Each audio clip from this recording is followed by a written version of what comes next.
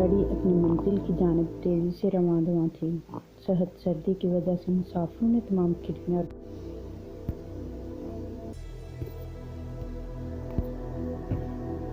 Rail گاڑی اپنی منزل کی جانب تیزی سے رواں دواں تھی۔ سخت سردی کی وجہ سے مسافروں نے تمام کھڑکیاں اور دروازے بند کر رکھے تھے۔ رات گہری اور سردی حد سے زیادہ بڑھ گئی تھی۔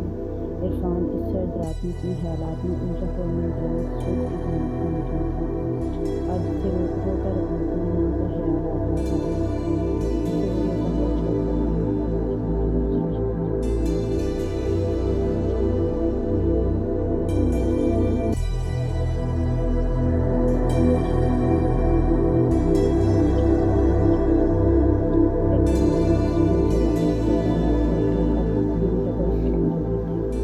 دوسرے شہر آج ان دونوں کو چھوڑ کر اپنے خالق کی حقیقی سے جا ملا تھا۔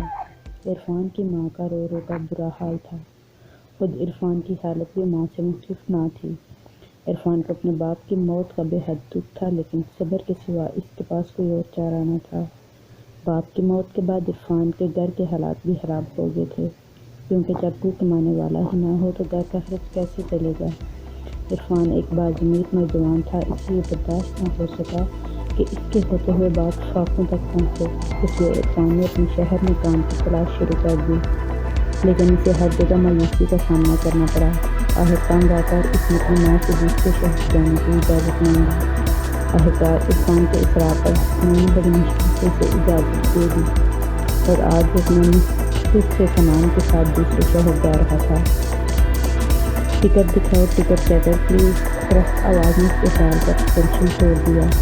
عرفان نے فوراً ٹکٹ چیکر کو اپنا ٹکٹ دکھایا۔ ٹکٹ چیکر نے ٹکٹ دیکھ کر عرفان کو واپس کر دیا اور آگے بڑھ گیا۔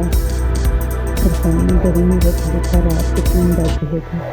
کچھ دیر بعد اس کا اسٹیشن آ گیا اور عرفان اپنا سامان لے کر اسٹیشن پر اتر گیا۔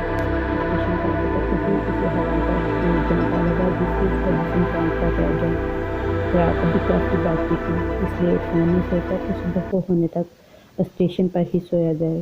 ابھی وہ سونے کے لیے مناسب جگہ تلاش کر ہی رہا تھا کہ اچانک اس کی نظر ایک پرس پر پڑی۔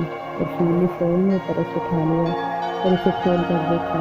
اس کے اندر بہت سے روپے تھے۔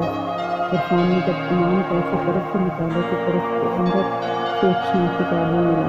عرفان نے شناختی کارڈ پر ایڈریس دیکھا تو وہ قریبی شہر کا تھا۔ عرفان نے اپنے دل میں پکا ارادہ کر لیا کہ وہ پیسے اس کے مالک تک پہنچائے گا۔ کچھ دیر بعد اس شہر کو جانے والی گاڑی آ گئی۔ عرفان اس گاڑی پر سوار ہو گیا۔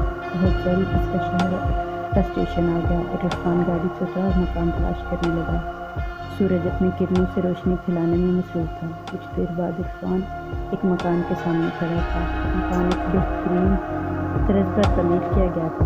عرفان نے کالبل بجائی۔ کچھ دیر بعد ایک خوش پوش نوجوان باہر نکلا۔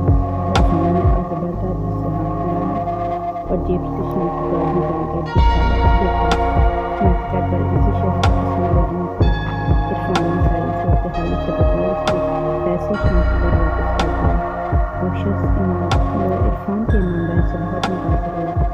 عرفان کو اپنے ساتھ اندر لے گیا اور اس سے اپنے عرفان کو خود بھرنے کا رکھا اور دوسرے شہر آنے کی وجہ پوچھی۔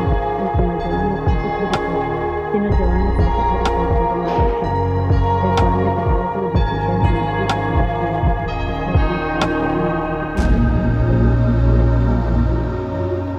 عرفان نے بہت خوش ہوا کہ اسے اس کی ایمانداری کا پھل مل گیا ہے۔ اس کہانی سے ہمیں یہ سبق ملتا ہے کہ ہم پر چاہے کتنی ہی